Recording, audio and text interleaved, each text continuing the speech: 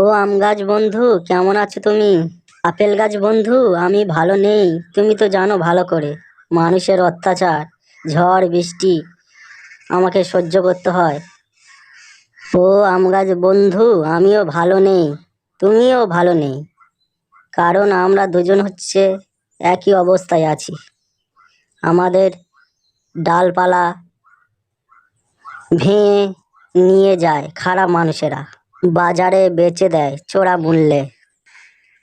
কিন্তু মানুষের থেকে পশু পাখিরা অনেক ভালো। কারণ তারা এসে শুধু আমাদের মিষ্টি ফল খায়, কিন্তু আমাদের ক্ষতি করে না ওরা।